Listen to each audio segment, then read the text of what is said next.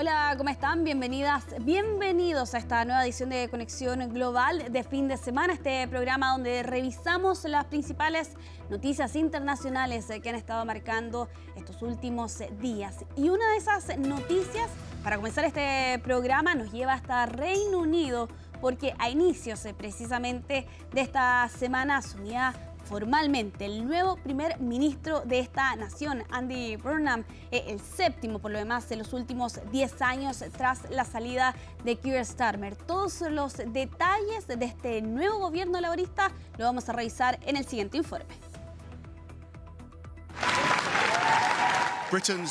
El nuevo primer ministro británico, el séptimo en poco más de una década de agitación política, llegó a Downing Street el lunes con la promesa de cambio.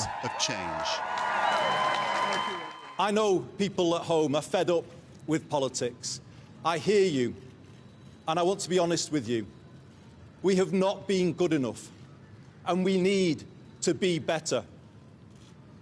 We will be. We will make this moment a circuit breaker for Britain, bringing forward the biggest changes in the last 40 years.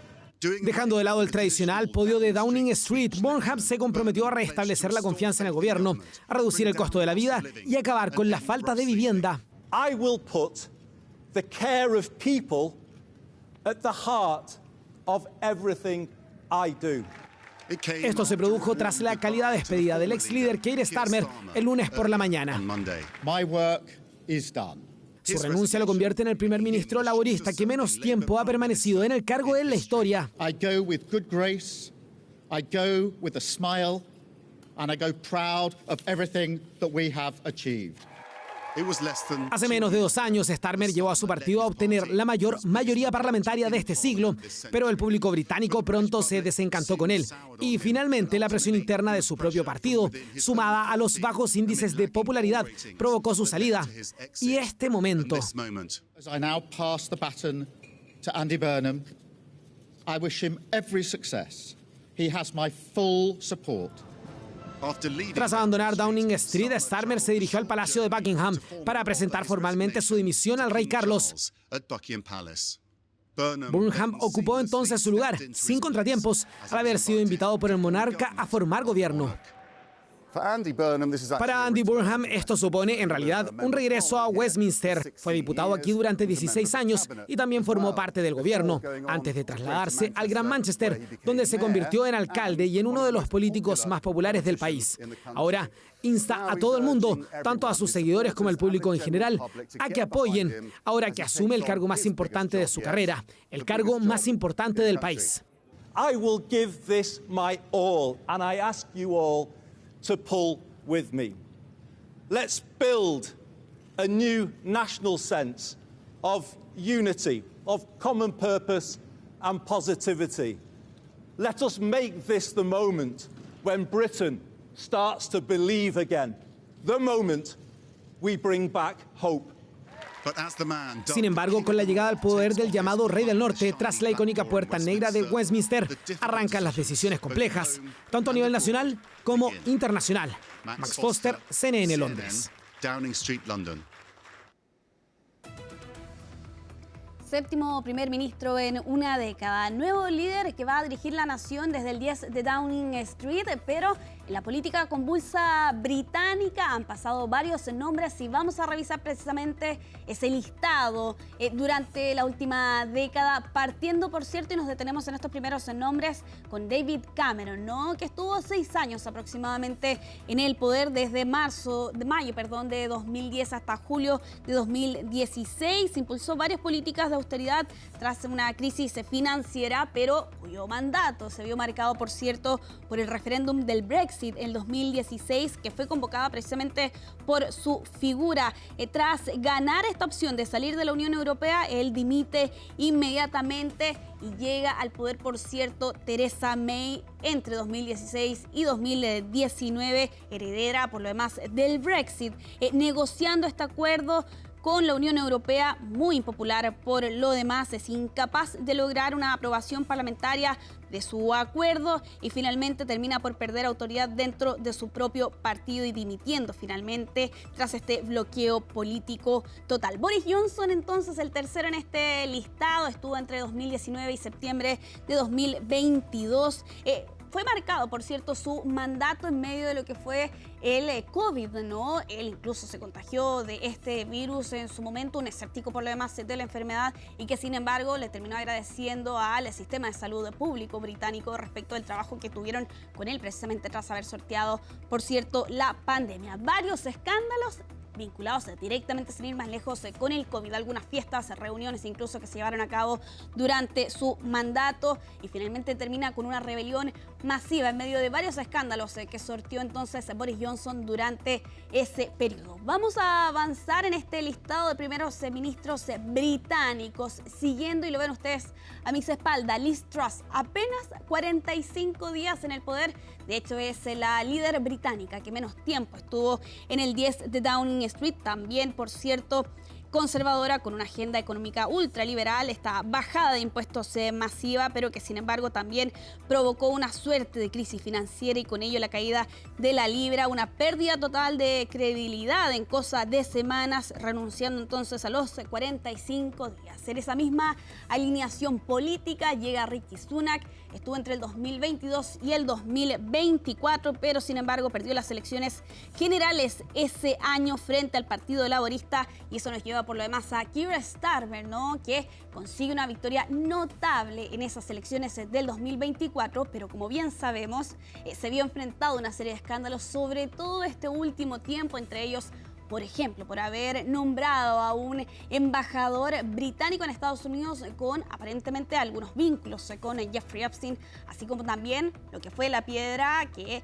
terminó por sacar al 10 de Downing Street fue precisamente las elecciones municipales y autonómicas que finalmente revelaron su derrota y con ello entonces la llegada de Andy Burnham, que asume el 20 de julio de este año para dirigir a la nación británica.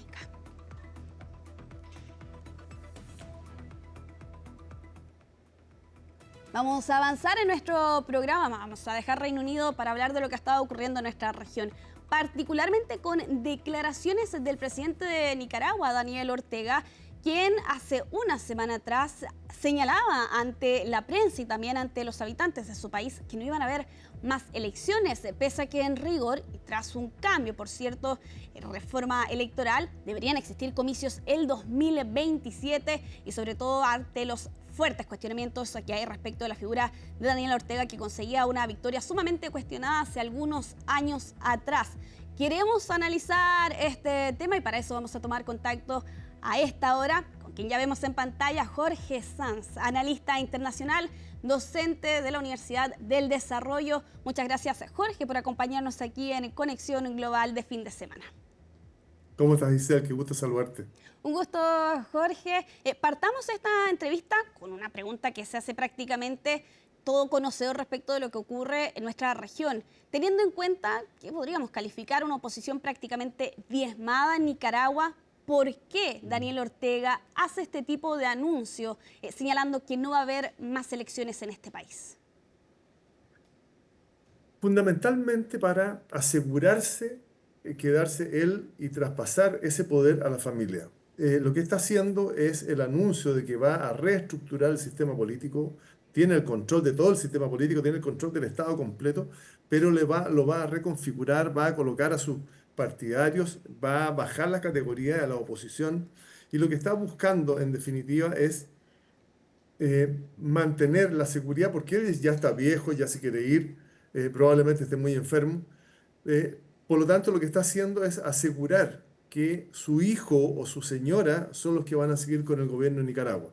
Está construyendo esa plataforma para mantener a la familia Ortega en el poder. No tiene otra justificación porque ya tiene el control y las elecciones que maneja él son bastante mañosas. Por tanto, podría seguir eternamente en el gobierno de acuerdo al manejo que tiene el sistema político. Pero lo quiere configurar nuevamente para asegurarse que su hijo o su señora queden en el gobierno. Sí, exactamente, una especie de sucesión dinástica, ¿no? Con la figura Sí. de Rosario Murillo y Laureano Ortega, ¿no? Que recordemos por lo demás es uno de sus 7 hijos, pero ninguno de ellos ha enfrentado a elecciones en rigor en este país. ¿Qué ocurre también dentro de las propias filas del partido que dirige precisamente Daniel Ortega? ¿Crees que aquí ya Ortega no confía ni controla a su propia gente que le pueda asegurar ante una elección poder ganar esos comicios como ocurrió hace algún tiempo atrás? Sí, es muy probable que esté dando vuelta en su cabeza esto de, de una oposición o que se constituya una oposición dentro de su propio partido. Pero a mí lo que me da la impresión, Isel, tiene que ver con lo que con lo que pasó en Venezuela y con lo que está pasando en Cuba. Creo que tiene mucha relación con esos dos casos, particularmente con Venezuela, que fueron a buscar a este líder, lo sacaron, y también con esta construcción de un nuevo relato desde Estados Unidos hacia Cuba. Entonces, eh, uno de los elementos constituyentes de estos dos eventos es un problema de la constitución y de la estructura del sistema político.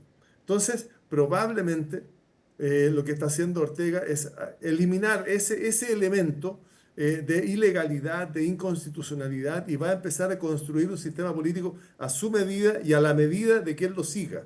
Entonces, da la impresión, Isel, que lo que está haciendo Ortega, que este movimiento de Ortega político, tan curioso además, decir nunca más hay elecciones, o sea, se transforma por declaración propia en un dictador, eh, tenga que ver con esa construcción de relato que hace Estados Unidos, primero para sacar a Maduro y en segundo lugar para empezar a presionar a Cuba, probablemente con una solución parecida, no lo sabemos.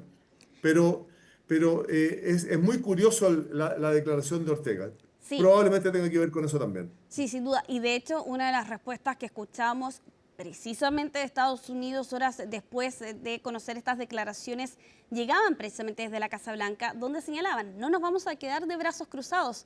¿Cómo podemos interpretar esa respuesta de parte de Estados Unidos, teniendo en cuenta lo que tú nos señalabas anteriormente, ¿no? La captura de Nicolás Maduro a inicios de este año y también la presión que ha puesto Estados Unidos sobre Cuba a raíz precisamente de lo que ocurría en Venezuela en el mes de enero?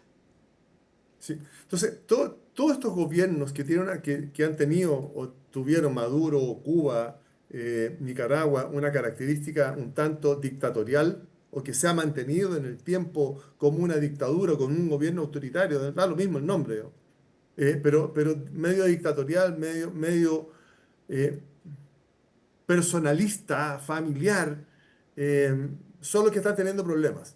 Entonces, si vemos, Maduro era el principal problema, porque además tenía el Tren de Aragua, tenía unas declaraciones muy interesantes, tenía recursos que repartía en América Latina, hacía muchas cosas, por lo tanto Maduro fue el primero en salir. Cuba probablemente iba a caer por posición, no iba a tener más recursos, no iba a tener más petróleo, pero se ha soportado Cuba. Por lo tanto, empezó un relato de Estados Unidos respecto de que Cuba se habría constituido durante el tiempo en un riesgo para la seguridad de Estados Unidos. Por lo tanto, ya empezó la presión de Estados Unidos directamente sobre Cuba, más allá de lo económico. Y el que queda, obviamente, es Nicaragua. Entonces, esta configuración de acciones de Estados Unidos contra estos regímenes autoritarios tienen que haber llevado a pensar a Ortega que no vamos a hacer más elecciones, nos vamos a encerrar, yo voy a organizar mi sistema político y vengan a buscarme. En definitiva, una cosa por el estilo, porque no ha hecho muchas declaraciones después de eso. Es verdad, de hecho han entregado otras palabras que lleven a explicar, más allá, por cierto, de esta Claro. frase que conocíamos el domingo anterior. Una especie de ponerse la soga al cuello, pero como una estrategia de supervivencia, planteas tú entonces, Jorge, ¿qué es lo que estaría haciendo aquí finalmente Daniel Ortega, como una especie de resistencia ante lo que es el avance de Estados Unidos ante este tipo de regímenes en nuestra región? Es muy probable porque aparece como un desafío. O sea, usted ya actuó en Venezuela, va a actuar en Cuba porque está presionando a Cuba. Ahora lo que vamos a hacer aquí en Nicaragua es que no hay más elecciones. Y yo voy a solucionar los problemas. Entonces, es un desafío. Y venga a buscarme. Entonces, eso es muy complicado porque estos desafíos con Marco Rubio, con las características de Marco Rubio, con las características del presidente Trump, en algún minuto van a decir vamos a buscarlo. Pero Lo que está buscando probablemente Ortega es esta copresidencia familiar, este sistema de traspaso del poder dentro de la familia para que no lo saquen ni por corrupción ni por ninguna de esas cosas, sino que él va a solucionar y va a arreglar todo.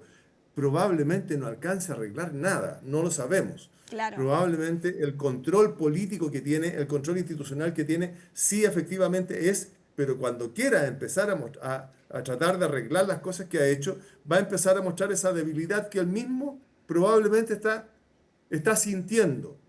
Necesito hacerme fuerte porque capaz que entre los míos haya un traidor. Entonces, yo creo que Ortega está en un problema serio y lo que está realizando tiene que ver con la fórmula para salvarse él o al menos salvar a la familia. Sí, sin duda, en esta especie de régimen familiar que ha instalado en Nicaragua durante estos últimos años. Muchas gracias a Jorge Sanz, analista internacional, también docente de la Universidad del Desarrollo, por este completo análisis respecto al panorama en Nicaragua y cómo también influye allí la figura de Estados Unidos. No, encantado de conversar contigo, Isel. Que estés muy bien. Que estés muy bien. Y vamos a continuar en nuestra región. A la tragedia humana tras el doble terremoto registrado en Venezuela se suma el impacto económico de quienes perdieron a sus familiares, sus viviendas y el trabajo. En algunas zonas como La Guaira, que dependen del turismo, el golpe es más fuerte ya que estaban preparándose para la temporada del verano cuando ocurrió la tragedia. María Hernández nos cuenta los detalles cuando se cumple un mes de esta catástrofe.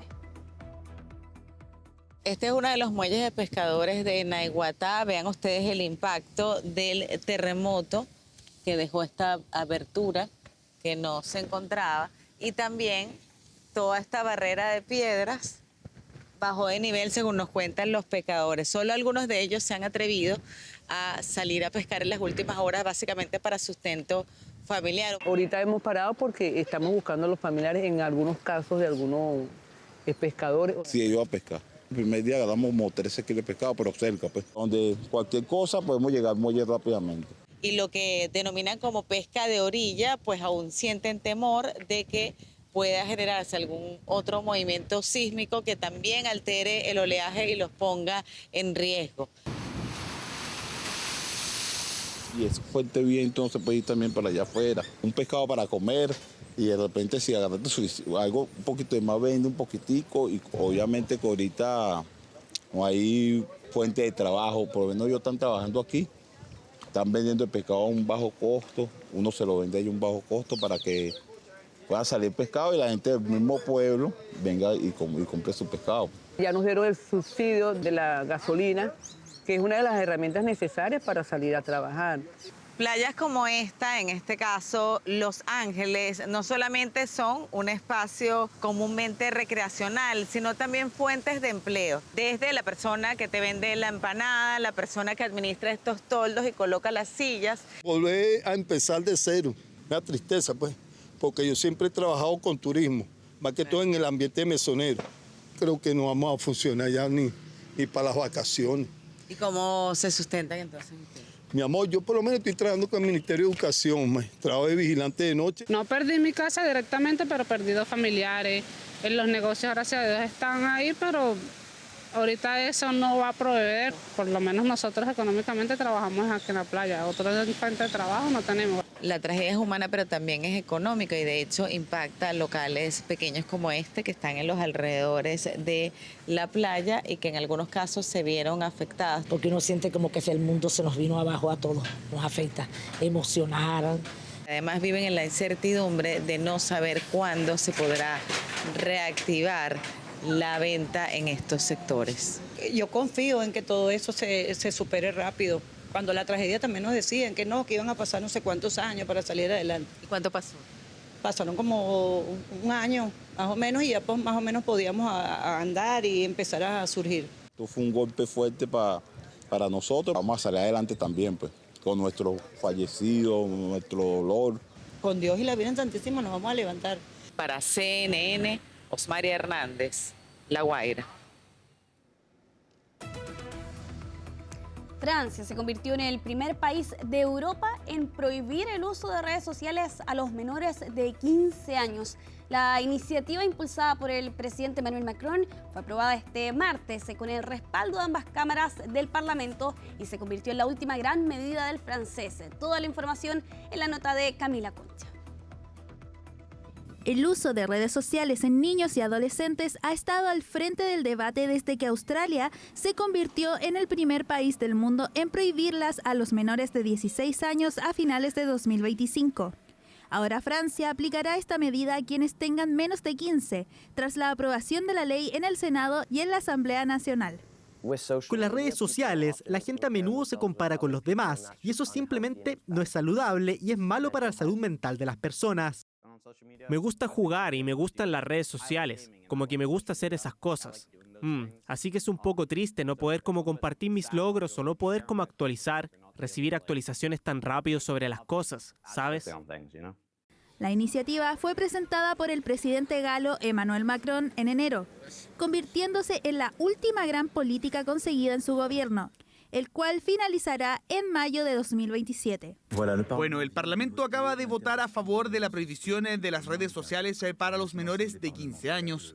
Doy las gracias a todos los parlamentarios, al gobierno. Ya está hecho y es un avance importante. Francia abre el camino en Europa para la protección de nuestros niños. A partir del 1 de septiembre, los niños no podrán crear cuentas en redes sociales, mientras que las plataformas tendrán 4 meses para eliminar las ya creadas, es decir, hasta enero de 2027. Por otro lado, la ley no contempla sancionar a los menores o a sus padres, sino que a las aplicaciones, que son las responsables de verificar y controlar la edad de los usuarios. Me asusta un poco ver el contenido que publican algunos niños, porque tienen acceso a todo. Ahora creo que es una forma de que los tutores legales mantengan a los niños un poco más seguros, tal vez jugando afuera o con amigos en lugar de estar siempre conectados. Pero en realidad creo que es algo bueno. Personalmente, creo que no deberíamos prohibirles nada a los jóvenes a esa edad. Y hoy en día, un joven con un teléfono en la mano tiene muchas maneras de acceder a las redes sociales. Creo que, en cambio, deberíamos concientizar y educar a los jóvenes. El proyecto no estuvo exento de polémicas en el Parlamento francés. Si bien fue aprobado por amplia mayoría en ambas cámaras, la oposición dejó en claro que prohibir el uso de redes sociales en menores no los ayuda realmente a lidiar con los peligros de estas. Si de verdad les preocupa su salud mental, luchen contra estos flagelos, apóyenlos en el uso de tecnología digital. En resumen, actúen como legisladores preocupados por el bien común y no como quienes imponen una ley hipócrita al mundo digital. No se trata de encerrar a nuestros jóvenes, sino de darles el tiempo necesario para que se adentren en este mundo por la puerta correcta, a la edad adecuada y con las herramientas necesarias para prosperar en él. Este es el significado de su voto de hoy: devolver a nuestros hijos la juventud que les ha sido arrebatada. Con esto, Francia se convierte en el segundo país del mundo en aplicar la política de restricción, luego que Australia adoptara esta determinación y no con los resultados esperados. Por eso hay quienes consideran que no será fácil poder concretar la prohibición tal y como está contenida en la ley francesa. Le tengo una pregunta. ¿Y usted qué tanto usa la inteligencia artificial en el día a día? Porque la IA puede redactar nuestros correos electrónicos, planificar nuestras vacaciones y hasta predecir nuestras frases. Pero ¿se está apoderando de la forma en la que pensamos? Una investigación reveló los efectos de la dependencia que podría tener en nuestros cerebros y hasta de la pérdida de creatividad. Los detalles en la siguiente nota. ¿Estamos volviéndonos demasiado dependientes de la IA? Estudios sugieren que aquellos que dependen de herramientas de IA en exceso tienen problemas con la creatividad, capacidad de atención y pensamiento crítico. Se llama descarga cognitiva. Es la idea de que cuanto más dependemos de la tecnología para pensar por nosotros, menos ejercitamos nuestros propios músculos mentales. Adam Green, de la Universidad Georgetown, dice que con el auge de la IA no es la primera vez que los humanos enfrentan esto. Ese fenómeno se remonta a la era de Internet en general. Creo que podemos observar la historia de cómo los humanos adoptan nuevas tecnologías. Cuando surge algo que hace que no tengamos que pensar tanto, por lo general no pensamos tanto. Y creo que el GPS es un buen ejemplo de ello. Ahora, científicos dicen que la IA podría estar haciendo algo similar al pensamiento crítico. Un estudio de 2025 publicado en la revista Societies encuestó y entrevistó a 666 personas y encontró que el uso frecuente de la IA se correlaciona con una capacidad menor de pensamiento crítico, especialmente entre los usuarios más jóvenes que también mostraron una mayor dependencia. La evidencia neurocientífica ha demostrado por muchos años que los cerebros más vulnerables son los cerebros jóvenes, ya que el cerebro aún se está formando. Entonces, ¿cuál es el punto medio? Green dice que no tienes que abandonar las herramientas de IA por completo, pero que sí es importante utilizar el cerebro para desenvolverse en el ámbito creativo y quizás dejar que la IA se encargue de las tareas más mecánicas o tediosas. Pero es un terreno resbaladizo y tienes que tener cuidado porque Claude está ahí listo para generar ideas y a nadie le gusta la angustia de la página en blanco. Entonces, la IA está lista para librarte de esa agonía. Debemos reconocer el valor de esa agonía para desarrollar nuestra creatividad y conservar nuestra capacidad creativa. El estudio de Societies también reveló que un mayor nivel educativo se asociaba con mejores habilidades de pensamiento crítico, independientemente del uso de la IA. Green también me comentó que el pensamiento humano no ha perdido su valor y que las personas dispuestas a pensar por sí mismas serán más valiosas que nunca. Desde Atlanta, soy Iván Rodríguez. Y así finalizamos nuestro programa Conexión Global de fin de semana. Muchas gracias por acompañarnos durante esta media hora informándose con las principales noticias que han marcado esta última semana. Nos vemos hasta la próxima. Que esté muy bien.